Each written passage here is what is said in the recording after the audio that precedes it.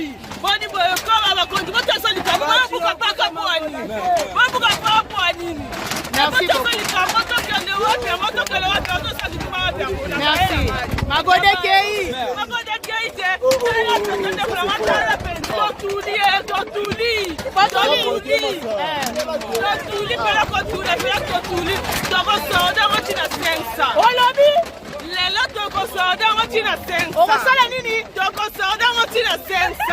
merci bébé. Démolition ezo sala ma anga kata paka djuma banda ko nyonso bozo mona ya manzanze ezo kende. Mama azolela biloko bya ye.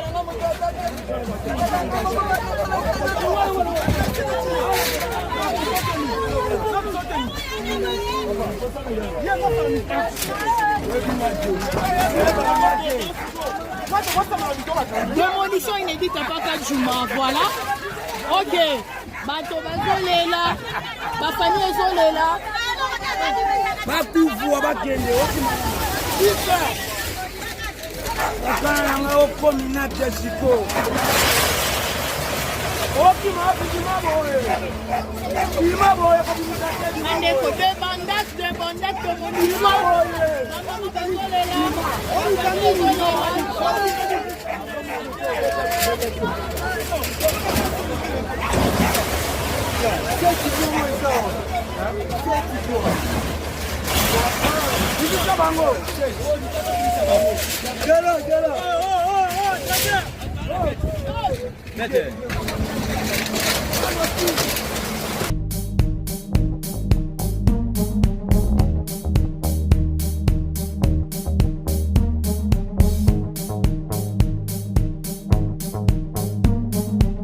Oui, que depuis un certain temps, Tozo mené campagne à retour à normes en milieu urbain.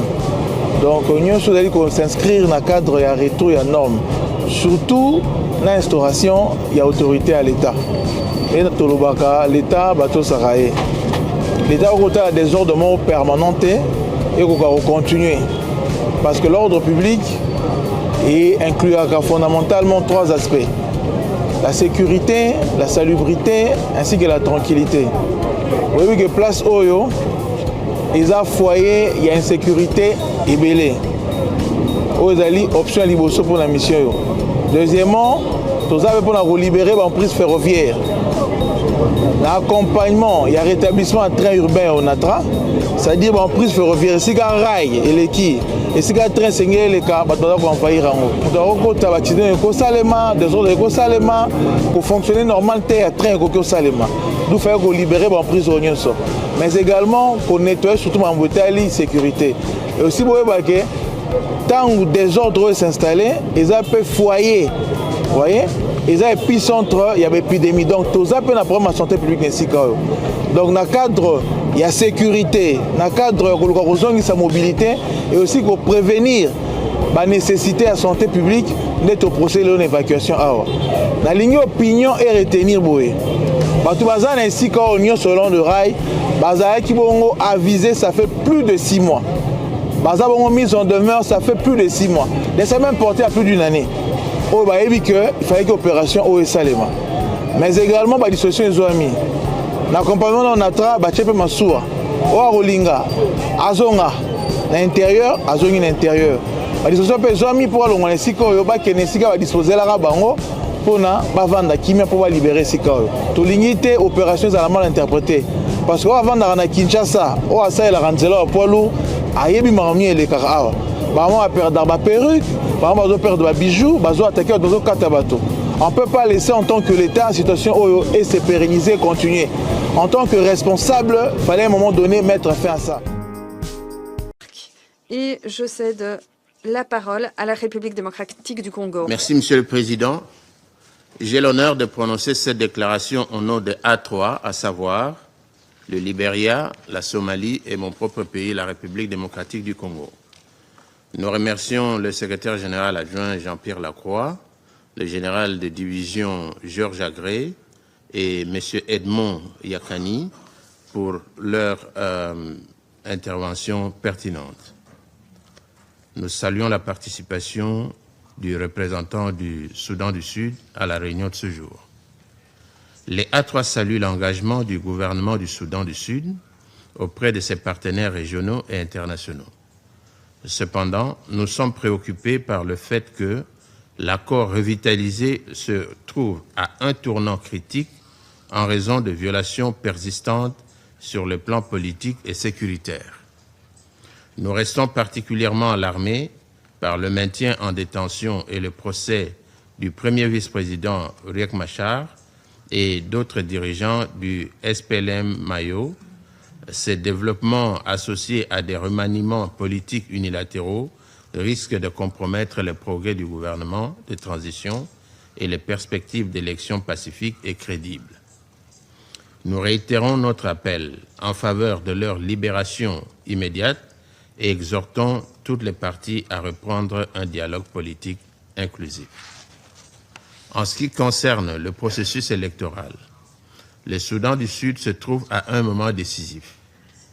Nous prenons note de la proposition de la présidence de modifier l'accord revitalisé afin de dissocier les élections de décembre 2026 de la Constitution permanente et du recensement national. Les A3 soulignent que toute modification de ce type doit être obtenue par un consensus inclusif entre tous les signataires. Nous exhortons la communauté internationale à soutenir la Commission électorale nationale, tout en appelant le gouvernement à veiller à ce que la volonté politique et les ressources nécessaires soient consacrées à ces institutions. Sur le plan sécuritaire, les A3 sont alarmés par la recrudescence de violences dans le Grand Haut-Nil, le Grand Équatoria et le Grand Bahr-el-Ghazal. Les bombardements aériens ainsi que les affrontements intercommunautaires signalés ont fait de nombreuses victimes et provoqué des déplacements massifs de population. Nous exhortons tous les acteurs armés à respecter le cessez-le-feu permanent et à donner la priorité à la sécurité des civils. En outre, nous appelons à la mise en place urgente de dispositions transitoires en matière de sécurité, y compris le déploiement complet des forces unifiées nécessaires. Les A3 condamnent fermement le meurtre d'un membre du personnel national des Nations Unies à Wau, qui a été agressé et détenu de force par des agents de sécurité alors qu'il exerçait ses fonctions. Nous demandons une enquête rapide, approfondie et transparente sur cet acte odieux et réitérons notre appel en faveur de la liberté de mouvement sans entrave et de la protection de tout le personnel des Nations Unies au Soudan du Sud. En ce qui concerne la situation humanitaire et économique, les A3 sont profondément préoccupés par la détérioration des conditions. Plus de 10 millions de personnes, soit les 2/3 de la population, ont désormais besoin d'aide en raison du conflit, des graves inondations et de l'afflux de rapatriés en provenance du Soudan. Nous sommes préoccupés par le déficit de financement de 58% pour le plan d'intervention humanitaire 2025 et exhortons les partenaires internationaux à accroître leur soutien. Dans ce contexte, les A3 réaffirment que la MINUS joue un rôle indispensable au Soudan du Sud, en particulier dans la protection des civils et le soutien au processus politique.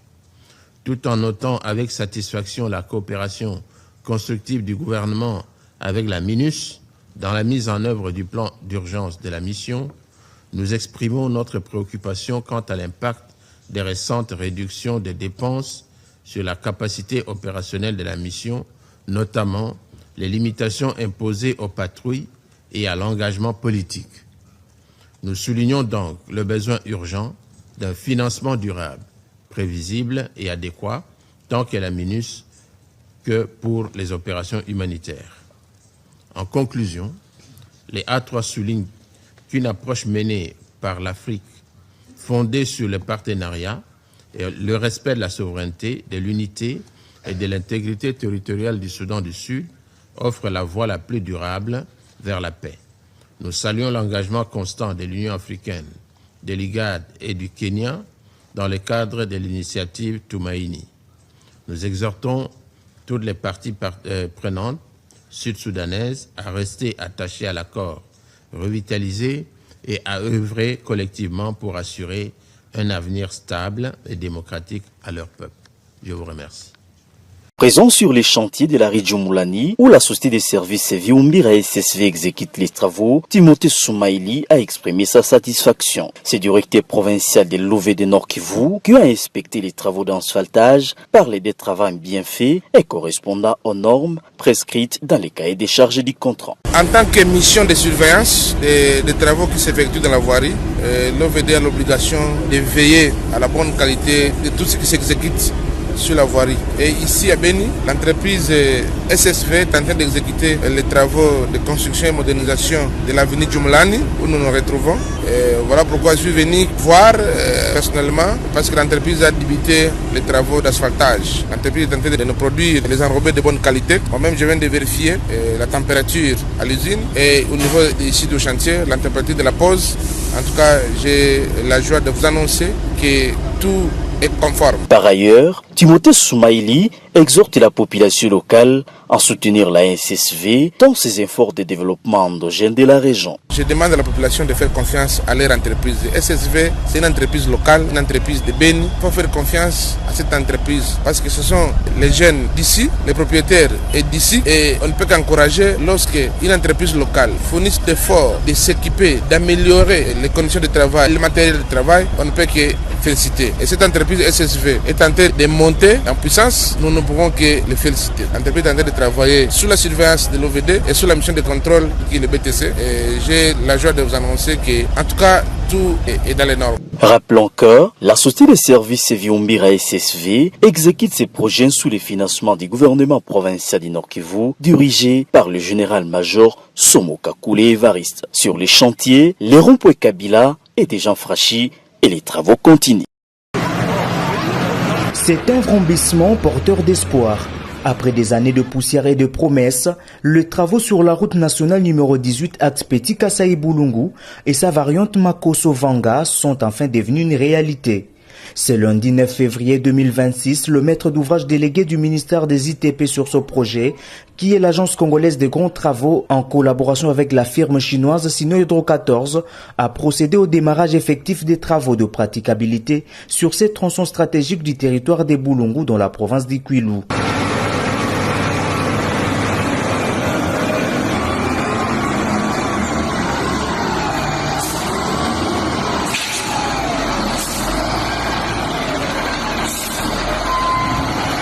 Long des 65 km, les tracés du projet part du croisement de la RNA au niveau du village Petit Kasai, traverse la cité de Boulungu et se dirige jusqu'à la mission Vanga. À cette étape des travaux de praticabilité, il est prévu l'aménagement de fossés en terre et des saignées de part et d'autre de la chaussée afin d'assurer un bon drainage des eaux pluviales. Par ailleurs, les ouvrages de franchissement existants sur cet axe feront l'objet des réparations en vue de renforcer leur capacité portante.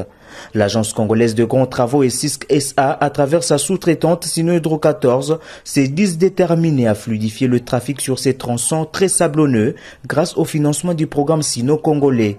Le premier bénéficiaire de cette route exprime leur profonde gratitude au chef de l'État, Félix-Antoine Tshisekedi Tshilombo, ainsi qu'à son conseiller spécial en matière de sécurité, Eberon Kolongele, ressortissant de Boulungu, pour avoir porté haut cette préoccupation majeure de la population locale. Nous remercions le chef de l'État pour avoir pensé à la population de Boulungu. C'est une promesse qu'il avait lancée lors de la campagne électorale. Mais aujourd'hui, nous venons de voir la concrétisation de la chose.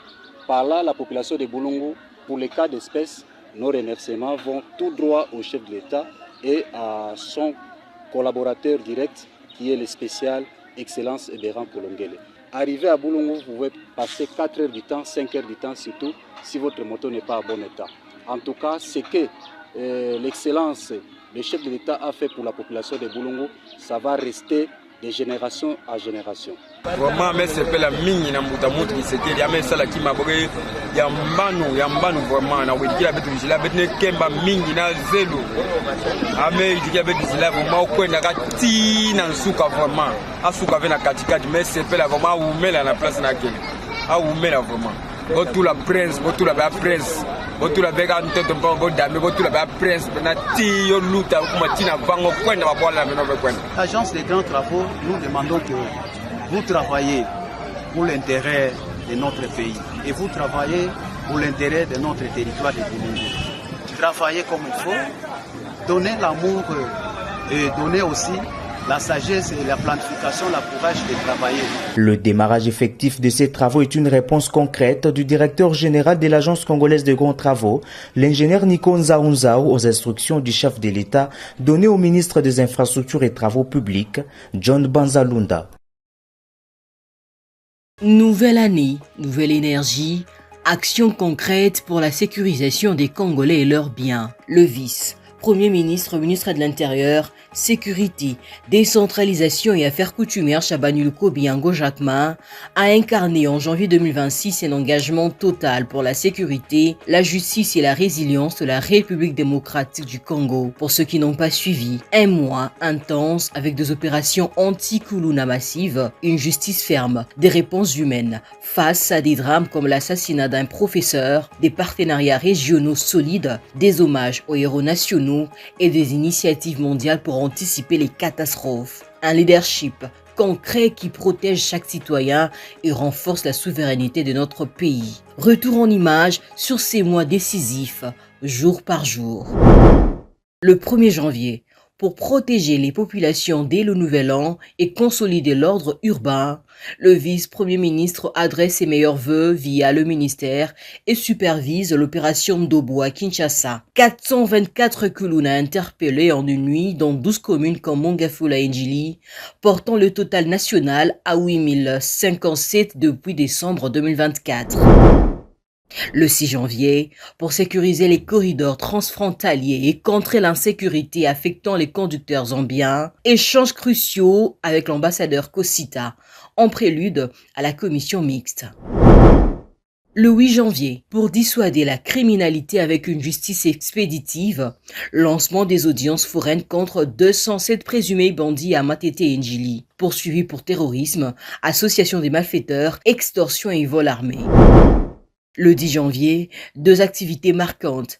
Inspection des travaux de relogement des policiers sinistrés par l'incendie au camp Kabila, avancé à près de 80% avec une centaine d'abris déjà érigés, plus des infrastructures comme des panneaux solaires, forages d'eau, centres de santé, écoles et marchés.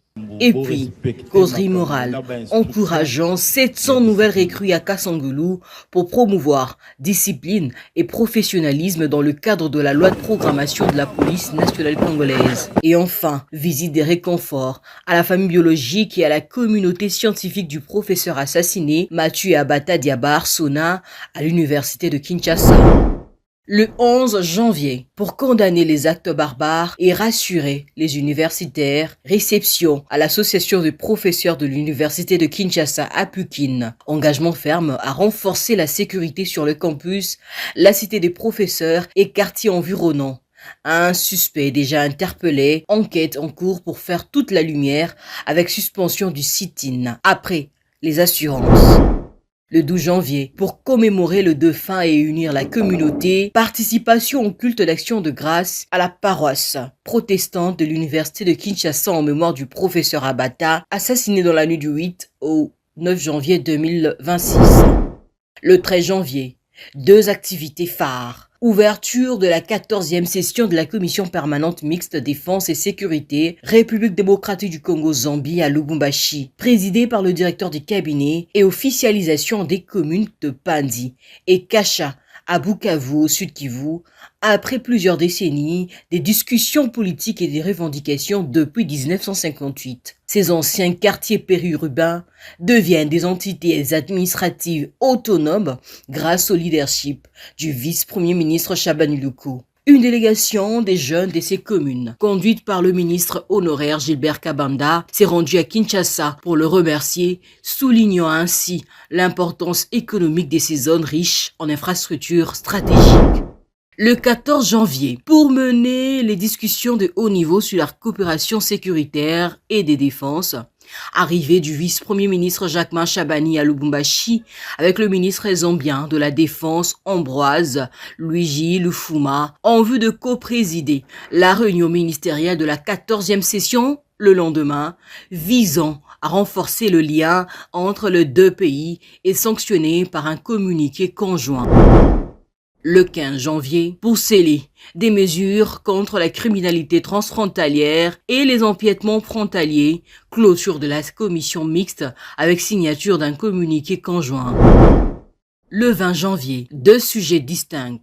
D'abord, en marge de la 56e édition du World Economic Forum à Davos, le vice-premier ministre anime une conférence de presse de haut niveau avec le vice-premier ministre de l'économie Mukoko Samba et le ministre des Mines Louis Watoum sous les thèmes République démocratique du Congo, cœur de l'Afrique. Promotion du potentiel économique, sécuritaire et minier, mise en lumière des réformes pour la sécurité, la stabilité institutionnelle et un climat des affaires attractif, réaffirmant la République démocratique du Congo comme la destination fiable pour les investissements. Ensuite, condamnation exemplaire de 5 policiers dans l'affaire Zoye Tchombo, Tikaya Kende, 3 condamnés à 3 ans de servitude pénale, plus 200 000 francs congolais frais d'instance chacun. Et acquitté 1 à 12 mois avec sursis, réaffirmation de l'engagement pour une police nationale professionnelle, disciplinée et respectueuse des droits humains. Le 22 janvier, pour assurer une réponse urgente, coordonnée et efficace à la restauration de l'autorité de l'État dans les zones affectées par l'occupation de la FCM23, ouverture de l'atelier national des validations de la feuille de route conformément à l'accord de Washington et à la déclaration de principe de Doha. Le 24 janvier, pour appliquer les accords de Washington et Doha, validation de la feuille de route pour le retour de l'administration, la protection des populations, le rétablissement de la confiance et la prise en charge des traumatismes. Le 27 janvier, pour mieux anticiper les catastrophes et sauver des vies, co-animation d'une conférence de presse avec Kamal Kishore, représentant spécial du secrétaire général des Nations Unies pour la réduction des risques de catastrophes, sur l'initiative Système d'alerte précoce pour tous, visant une alerte multi-aléa pour chaque citoyen d'ici 2027. Le 28 janvier, la première ministre Judith Suminwa a lancé officiellement cette initiative vitale en présence de Kamal Kishore. Objectif, une feuille de route nationale ambitieuse pour renforcer l'anticipation et la résilience nationale. Le 29 janvier, clôture de l'atelier sur le système d'alerte précoce par le vice-premier ministre au nom de la première ministre Judith Suminwa. Adoption de la feuille de route avec priorité comme renforcement institutionnel, mise à jour de la cartographie multirisque et capacité de la protection civile et présidence au nom du chef de l'État de la cérémonie de collation des grades à l'EFAC pour 73 lauréats en master gestion des cycles électoraux, un centre d'excellence CEAC dont le vice-premier ministre est lui-même lauréat. Janvier 2026, un mois où le vice-premier ministre Chabani Luko Biango Jacquemin a démontré une détermination inébranlable, plus de sécurité, plus de justice, plus de résilience pour un Congo protégé, uni et prospère.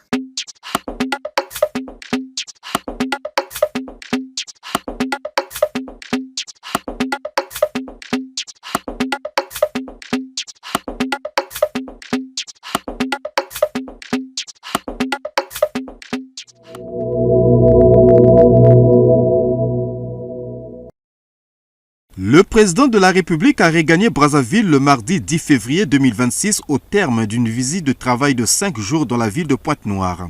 Dans la capitale économique du Congo, Denis Sassou Nguesso a posé plusieurs actes à caractère socio-économique. Ceux-ci vont notamment du lancement du chargement de la première cargaison du gaz naturel liquéfié de la société pétrolière Eni à l'inauguration du marché Ndjindji de Pointe-Noire en passant par le lancement des travaux de réhabilitation et de modernisation du tronçon de la RN4 sur un linéaire de 15 km 400. Ces actes, comme tant d'autres, sont la traduction concrète d'une vision, la tangible et parfois difficile déclinaison des programmes de gouvernement mûrement élaborés.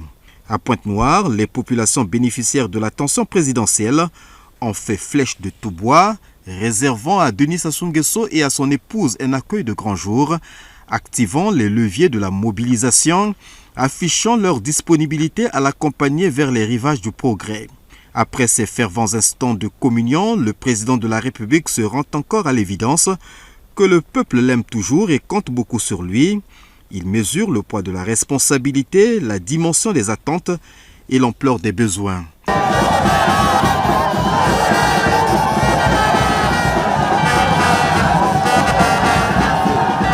Face à la légitime fixation populaire, Denis Sassou Nguesso recourt à son expérience, à son leadership, à sa connaissance des hommes et des femmes qui l'entourent, à la primauté de la saine gouvernance publique et de l'intérêt général, afin de s'inscrire durablement dans le temps.